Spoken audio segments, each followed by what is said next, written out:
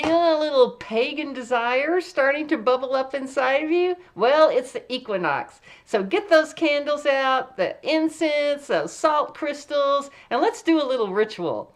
Officially, the equinox is happening on March 20th at 2:01 a.m. Pacific Daylight Time. Now, this is when the sun goes into that 0 Aries point, so it's astrological New Year. Woo! So we're trying to seek balance, equal equinox, light and dark, positive and negative, too much, too little, all those good things. Now, personally, I like to celebrate the equinox right at dawn, because that's when we can see exactly when that sun is coming up, exactly due east. Now, if you can see that, great. If not, just get your compass out on your phone, like I was showing you last time, and point yourself east and light those candles and call in the sun, call in spirit, God, the universe, whatever you call it, whatever blows your skirt up, and make your intentions for the highest good of all. Now, some of you are going to feel inspired to go outside. Some of you are going to be brave enough to take your shoes and socks off and walk around and get in touch with the earth. The big thing I want you to do is claim your desires. Look around you. What have you already manifested successfully? Appreciate it, love it, revel in it, and then think, what next? How can I expand on what I've already built and make it better or do more? Or maybe there's something I just want to do that's totally different. Because remember, up here in the northern hemisphere, we're seeding our garden for the spring. And in the southern hemisphere, we're taking stock of what we've done in our garden for next year. Okay, so I'm going to talk a lot. There's a ton of astrology going on out there, and I'll talk about that in the expanded version. But whatever, have a fun and fabulous equinox. Bye! Oops. There we go. Thank you so much for coming back to the Magical Mystery School and to the extended version of the March Equinox 2025. All right, another astrological new year. The sun is at 0 degrees Aries. Yay! Now, but things are crazy out there. And I know, what's the ancient Chinese curse? May you live in interesting times. Well, I think we're proof of that. I have seen an astrologer who said he went back 3,500 years and could not find another time like this.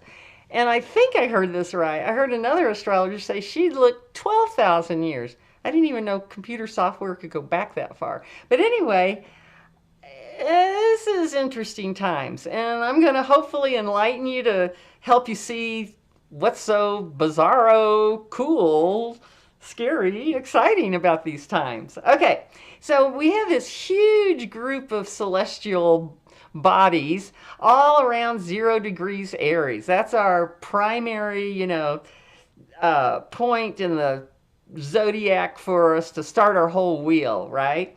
But right now we also have Venus at 4 degrees Aries, and this is right on the equinox. Mercury's at retrograde, and Venus is retrograde. It's 7 degrees Aries. Neptune is at 29 degrees 38 minutes. I mean, at 59 minutes, it flips over to Aries. Pisces. North Node, 27 degrees Pisces. It has just gone over 0 degrees Aries. And we can't forget about Saturn, even though it's way over there at 23 Pisces, and I'm being satirical there. Ordinarily, if we didn't have Neptune and the nodes there, that's all we'd be talking about is, Saturn's going to be conjuncting 0 degrees Aries. But we've got so many things, it's kind of gotten forgotten. And then, of course, the sun. Okay. Now, this equinox is sandwiched right in between 2 eclipses. And remember, eclipses are formed by a new moon or a full moon landing within a few degrees of the nodal axis. So last week we had the lunar eclipse where the moon was conjunct the south node. So south node is old stuff, and so is, lunar eclipses or lunar full moons are all about letting go. Full moon is when we've gotten to a certain place and we figured out whether we're going to keep going forward or not. And that's kind of what we're doing here. We want to go forward, but we got to let go of the old stuff first. Now, next week, we're going to have a solar partial eclipse, which means that the moon and sun will be conjunct the north node, or near the north node, I should say. So this is all, and it's going to be in Aries, of course. This is all about going forward. This is going to be a new cycle, a new period in your life. So really kind of think about, the cycles when you're doing your manifesting too. So over and over, we're getting messages to let go of the old stuff and get ready for the new stuff. And we're kind of even having a sense, some people may even be feeling like they're leaving one world and going into another world. And I'll talk more about that here in a few minutes, about this galactic light that's coming down, but we'll talk about that in a few minutes. First off, I want to get a little geeky on you and just talk about the movements of the sun. So just imagine for this equinox, and just in general, that I'm facing due east. So on that morning of the equinox, that sun's going to come up, like I said, 0 degrees due east. But what's going to happen getting ready for the solstice in June is that sun's going to come up just a teeny bit north, like less than even a degree, every day until it gets to that June solstice. And we'll even have sunshine coming in our north windows that morning. The longest day of the year, shortest night for us up here in the northern hemisphere. And then at that solstice, the sun's going to start. If we got up every day at dawn, we'd see it slowly but surely getting back to the September equinox. And then after that equinox, the sun would start slowly rising a little bit south of due east every day till it gets to the December solstice, turns around, makes its way back to the equinox that we're having right now. So I just feel like it's very important for us to be in sync with the bodies out there as well as the body here, and maybe you'll be on a picnic sometime, and you'll be able to say, and the sun will be setting, and say, oh look, the sun looks like it's a few degrees south of due east, and impress everyone. Anyway, okay, so just remember, this equinox is a second chance for your New Year's resolutions. Maybe instead of saying, I'm going to go to the gym 5 days a week, maybe it turns into 3 days a week. Maybe you'll restart something that you kind of let fall to the wayside. Just remember, balance, balance, balance. Too much is something oppressing you. Too little, are you desiring something? And I also wanted to mention, with manifesting and setting these intentions and goals, all that kind of stuff, like I said, think strategically. You know now about cycles, Mars every 2 years, that kind of thing. Jupiter spending a year in a sign, that sort of stuff. So start thinking, what are the steps? Like maybe right now you're making $40,000 a year, and you'd much rather be making $100,000 a year. Well, that's very possible, but it may not happen overnight. It may not even happen in 6 months or a year. But start planning your strategy. How are you going to get there? Do you need to get more education? Do you need to change jobs? Do you need to butter up the boss a little bit more and get some raises? Anyway, that's what I mean. Think about doing your manifesting in steps. Okay, so I'm going to put you on pause, and we'll look at the wheel and analyze some of these transits. All right, here we go. Now the first thing I want to do is just set the stage. Okay, so as you all know, I'm keeping my eye on Pluto up here at all times. It's about at 3 degrees Aquarius, and just remember that this 3 degrees Aquarius is sextiling Aries, air, fire, air, fire. So any of these planets that are getting anywhere around 3 degrees, and if they're going over 0, it's working, they're going to be sextiling this Pluto, which is kind of cool. We also have our North Node at 27 degrees Pisces. I'm going to put him right about here. There's our North Node. We have Neptune at 29 degrees, 38 minutes. So I'm going to put Neptune literally on the axis between Pisces and Aries because it's almost there. And it looks a little bright. Hang on. There we go. And then what else? Oh, and we can't forget Saturn. I know it's easy to with everything else going on. It's at 23, so but it's still, like I said, it's only 7 degrees away. If these two guys weren't here, that's all we'd be talking about is Saturn. Okay, now before I get into the more personal planets, I just wanted to mention this. There's a lot of conversation about a galactic light, solar light. You know, solar flares definitely affect our Earth, our electrical systems, and that kind of stuff.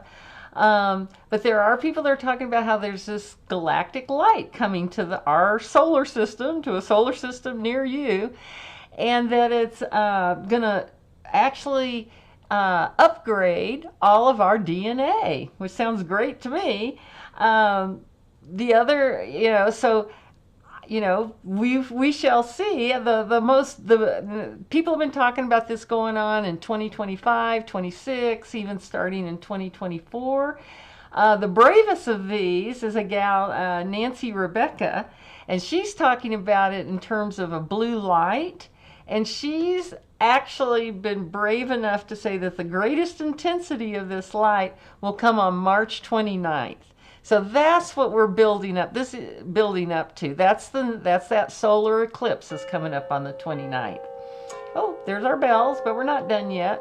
Another one I've really enjoyed listening to, she talks about it more in terms of a solar light, is Ann Tucker.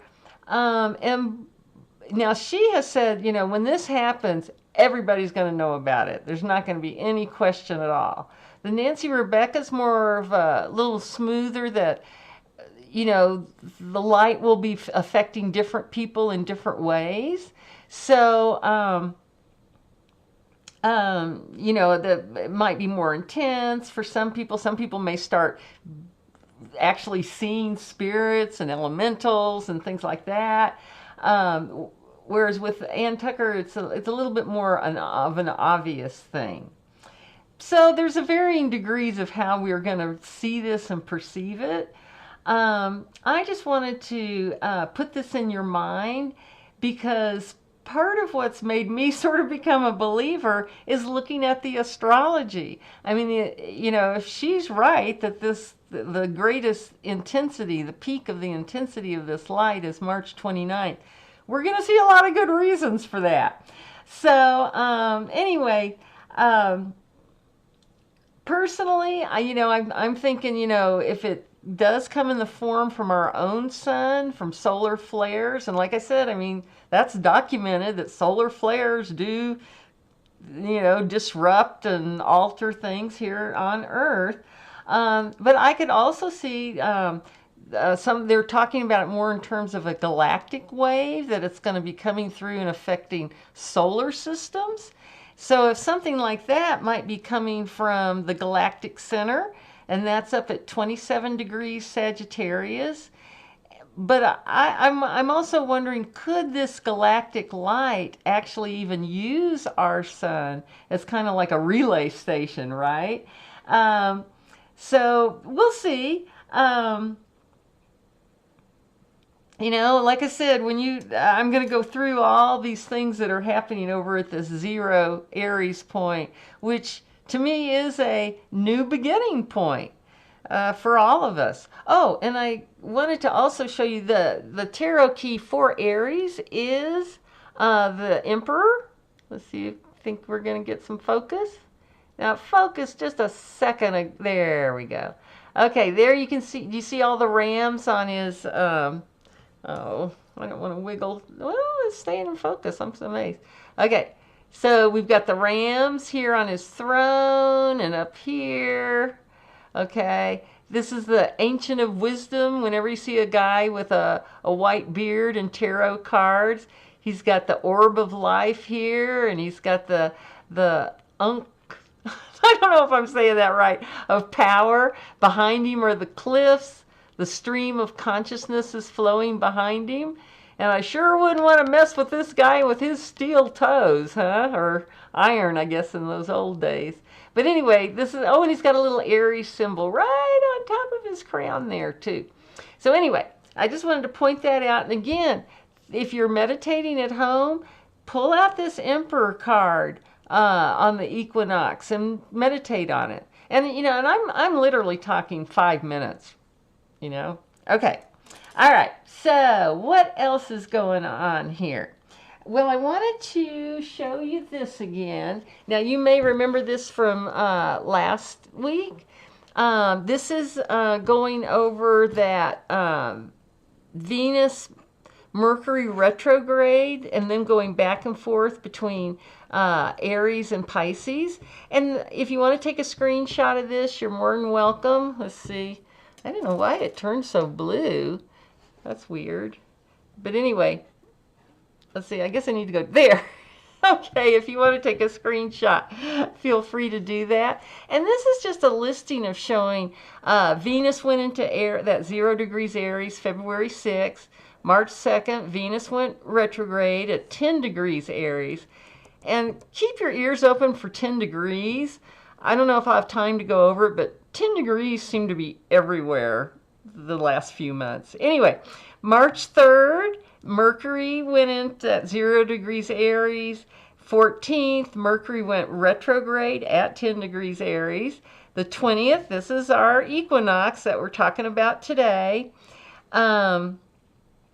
That's when the sun, that 0 degrees Aries. Then we got retrograde Venus went back into Pisces, or is going back into Pisces on the 27th. So here we're building up to that. She said the 29th. And remember, this is retrograde. So for Venus to get back into Pisces, she's got to go through 0 degrees Aries because she's going backwards.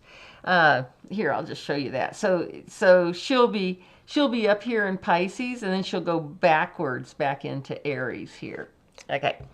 Mercury does the same thing on March 29th, and then there's that March 30th when Neptune goes into Aries. And that's kind of the biggie for me, because this only happens once every 165 years. And with this and all this other 0 Aries stuff, I don't know, maybe there is a galactic light flying in at us. And I also, okay, so I'm going to go ahead and talk about the sun and the Venus and Mercury and all that good stuff, the personal planets as they zoom around us. Oh my goodness, I've lost my sun. My sun's sticky. Okay, hang on just a second. I'm going to put you on pause. All right, sorry about that, but I couldn't find my sun sticky. It's probably, after I get done with it, I'll probably stand up and it'll be stuck to my butt or something. Anyway, okay, so here we've got the sun. Now, the sun never goes retrograde because we're revolving around the sun. So here it comes, and it's already conjuncted Saturn, conjunct the North Node. And then here on the 19th, just the day before the equinox, the sun is going to conjunct Neptune. Oh, and I should tell you, I just, when I was working over what I was going to say here to you guys, this is such an intense time. I just decided I'm just going to write this up. Let me know if you like these little lists or not. If you don't, I won't do them. But if you do, they're not that hard. Anyway, okay. So then we get here to March 20th, and the sun's going to conjunct Neptune at 0 degrees. And I'm going to put the sun sticky right here, right on top of that axis too, so that we can, well, maybe I'll put him over here by Neptune actually. Whoops. All right. Yeah. Oh, I'm going to put him right down here. All these different places. Okay, there. Okay, so we'll put the sun right there. And here we've got retrograde Venus is, so Venus is coming up here. Venus is in Aries and is going retrograde back up into Pisces, and so is Mercury. I've just got those two together right there. And Venus will, on the 21st, she's going to sextile Pluto right here. Okay, because remember, so that means she's going to be going over 3 degrees Aries to sextile Pluto at 3 degrees Aquarius. Then on the so I'll put her right here, is going over that axis, and I'm going to go ahead and put Mercury right here because he's right behind her, following right behind. So that's where we've got the Sun is going to conjunct this retrograde Venus on the 22nd. On the 23rd, the Sun's going to get far enough down it's going to sextile Pluto up here in Aquarius. Then on the 24th, the Sun is going to conjunct retrograde Mercury, so Mercury's making its way back to Pisces. And then retrograde Mercury is going to sextile Pluto. So see how it's following right behind. So here we've got all 3 of these planets, well, the Sun's a luminary, sextiling Pluto. And then on the 27th, this is the one that really, this area in here is really kind of fries my brain, I must say. Okay, so on the 27th, retrograde Venus is going to go into Pisces and conjunct Neptune. Okay, so retrograde Venus is going to go into Pisces and conjunct Neptune. That's going to be like at probably 29:52 or something like that. Then on the 29th, retrograde Mercury is going to do the exact same thing. He's going to go back into Pisces and conjunct Neptune. In fact, I'm going to go ahead and I'm going to put this guy up here. There. That makes me feel better.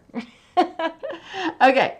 And then what's really crazy on the 29th here, that's also the new moon in Aries at 10 degrees. So on that 29th, that same day that Nancy Rebecca was saying there's going to be the peak of the intensity of this galactic wave, that's a pretty crazy day. New moon, solar eclipse, Mercury conjuncting Neptune, going into Pisces, and then these two are actually, Neptune's going this way and Venus and Mercury are going that way. Neptune is going to be at that Aries, that 0 Aries point on March 30th.